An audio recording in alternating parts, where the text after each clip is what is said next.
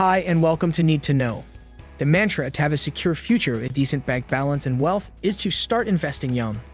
We would suggest that your 20s is the prime time to set yourself up for success. Consistent saving and investing from a young age will enable you to accumulate a respectable amount of wealth and provide a better future for you and your family. But what precisely should you invest in while you're in your 20s? If you want to know more in detail, stay tuned till the end. And don't forget to subscribe to our channel so you never miss a video. In today's video, we are going through how to invest in your 20s to be wealthy in your 30s. Therefore, without further ado, let's begin. First and foremost, emergency fund. Having an emergency fund is important. Consider it a general rule of thumb, because you can never predict future events or contingencies, so you need to be ready for anything. It is advised that you have at least 1 month's worth of expenses saved up, and that you gradually increase that amount to 3 to 6 months. Paying off debt is the next significant step. Since debt will pull you back in the long run, it's crucial to pay it off as soon as you can. And before you make any significant investments, you should pay off any debt with a high interest rate.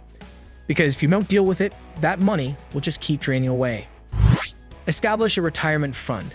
In essence, there are various sorts of retirement accounts. The most well-known ones include Roth IRAs and 401ks. So setting up a retirement account is a wonderful endeavor for the future. You contribute money to this tax-advantaged retirement plan, and your employer will likely match it up to a specific proportion. By doing this, you automatically get investments in a variety of equities, bonds, and mutual funds. You can also invest in stocks, bonds, or mutual funds by yourself. Let's take a brief look at them. Stocks. An investment that simulates a share in a corporation is called a stock. Suppose you purchase shares of Facebook, which essentially means you are the owner of a small portion of the company's profits. If Facebook grows, your stock will grow too. The fun fact is that it's nothing but investors' emotions that typically drive the market's direction. As a result, people often become panicked whenever any adverse circumstance arrives. For example, there was a pandemic and people withdrew all their money by selling all their stocks and shares. If several people do that at once, it will lead to a market decline. However, as soon as things start to feel normal again, people tend to reinvest their money in the stock market, which causes the stock market to rise once more. People frequently discuss the fact of risk versus reward.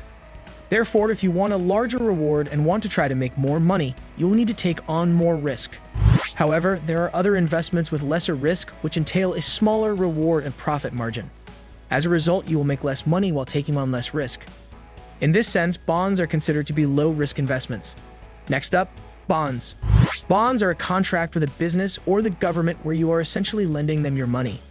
As a result, it is fairly predictable, and over a lengthy period, you will make some money from that loan. Consequently, it is viewed as a low-risk investment. Next, mutual funds. Purchasing a stock is comparable to purchasing a single flower, whereas investing in a fund is equivalent to purchasing a bouquet of numerous different flowers. There are many different types of funds, but index funds and mutual funds will be the focus of our discussion today. Mutual funds are managed by investors. This fund is like a bouquet of stocks and bonds. In essence, you are purchasing several stocks in one package, giving you greater diversity and more opportunity for success. Mutual funds were created to diversify the portfolio. It allows you to invest in equities while allowing you to diversify across a bigger platform. Next up, index funds. These were a firm favorite of Warren Buffett's. An index fund is a portfolio of specific investments that you can purchase.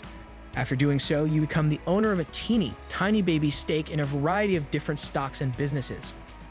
A representative sample of the stock market is the index, so it is comparable to a mutual fund, but is not managed by any fancy manager. It is controlled inertly by a formula or algorithm. Compound interest, or reinvesting your interest back into your original capital or investment, is essentially how this grows. Next, we'll discuss real estate. When it comes to investing, real estate is always a reliable choice.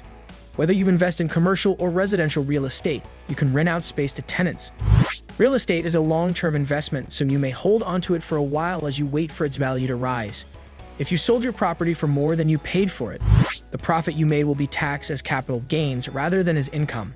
Real estate investing can provide you with an increasing monthly income and capital gains to assist you to maintain your finances while the cost of everything else is rising. Next, investing using robo-advisors. Learn how to use S&P 500 index funds to invest in stocks and REITs to invest in commercial real estate. You can always use a robot advisor if you don't want to learn how to invest on your own. An automated internet investment platform makes real investments on your behalf. Making your portfolio and managing it going ahead are required. They even offer several tax techniques to lower your taxable investment profits, rebalance your portfolio, and regularly reinvest proceeds.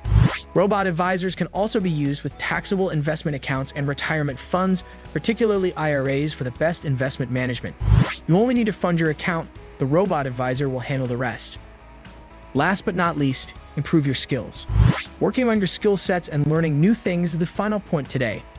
Learning new skills is rarely thought of as an investment in oneself, but as a young person, it could be one of your finest choices. The major source of one's financial security will probably be your lifetime wages. It gains value as more work is spent on extending it. You should schedule time and money to learn any new skills you will need for your line of work. Additionally, acquire any additional skills with a goal of future career change or higher paying position in a company. You can always increase your skill set by registering for new training programs, finishing additional college courses, or taking online courses, which will benefit you in the long run. So, what's your takeaway from this? Share your thoughts with us in the comment section below. Subscribe to the channel, share this video with others, and smash the notification bell to stay up to date with all our content. Thanks for watching. See you in the next video.